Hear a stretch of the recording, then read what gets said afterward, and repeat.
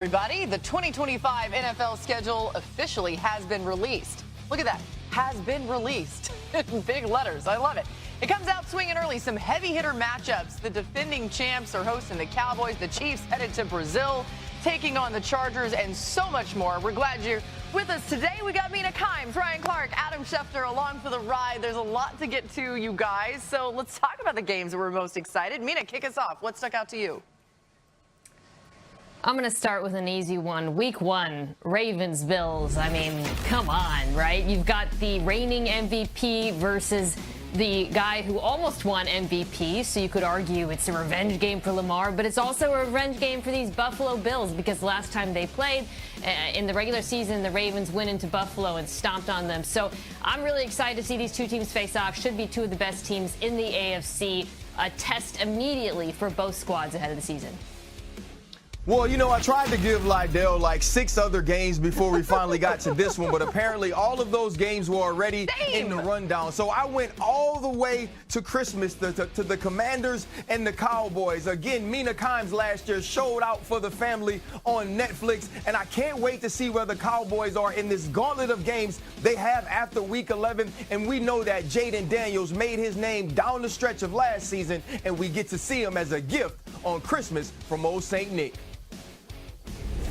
All right, the last time the Cowboys played in Philadelphia in Week 1 was 1970, 55 years ago. It came at Franklin Field the last year before the Eagles moved into the Vet, which they're no longer at. Well, the Cowboys, for the first time in 55 years, are back in Philadelphia in Week 1. It's the Thursday night opener. It's the kickoff to the whole season. It gets us ready for all these other games that we're talking about. So Cowboys and Eagles, Week 1, let's go, baby.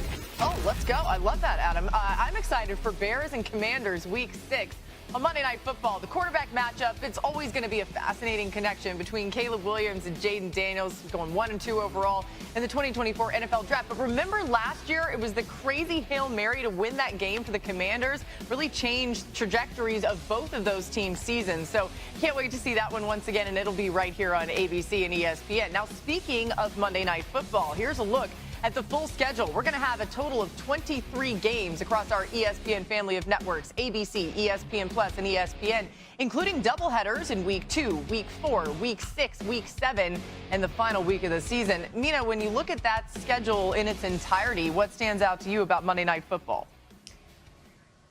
I'm really interested in Philadelphia traveling to Green Bay, a rematch of last week's Week 1 game in Brazil. And you remember that game, of course, Jordan Love got hurt. We were worried he was out for the season. He came back, but it kind of felt like the Packers had ups and downs after that point. These are two very good teams. I think teams a lot of us expect, obviously, to be in the playoffs next year, the Eagles being the reigning Super Bowl champs. So it's a big test for a young Green Bay team that is going to be looking to get over the hump of losing the playoffs last season.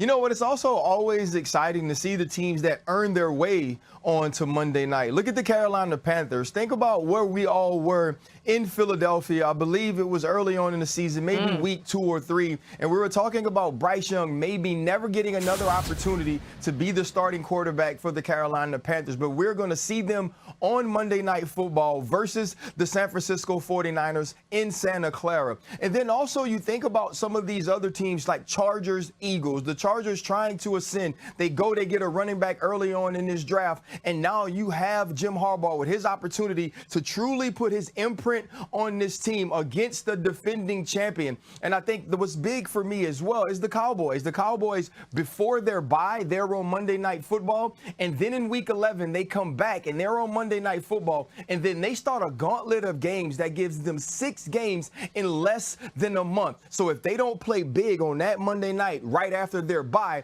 it could be downhill for Jerry and America's team. And we're going to see some teams on Monday night that we don't ordinarily see. You mentioned the Carolina Panthers, the Jacksonville Jaguars on Monday Night Football, and clearly the league believes in the Atlanta Falcons this year because they're scheduled for 2 home games on Monday Night Football, 5 primetime games in all. So the Falcons liked Michael Penix at number 8 in last year's draft, and so did the NFL apparently by scheduling the Falcons as often as they have in primetime. Go Falcons. Okay, maybe the NFL has an idea that Aaron Rodgers will be a Steeler with this Week 1 matchup. Okay, did you guys see this?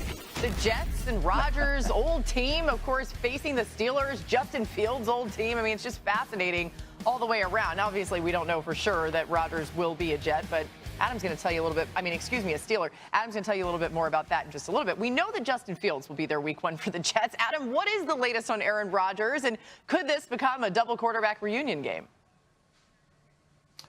Laura, right now, everybody still is in a holding pattern. And we have heard the Steelers owner, Art Rooney, come out and say that he believes Aaron Rodgers ultimately will sign with Pittsburgh. Here we are in the middle of the May. There hasn't been much progress to date.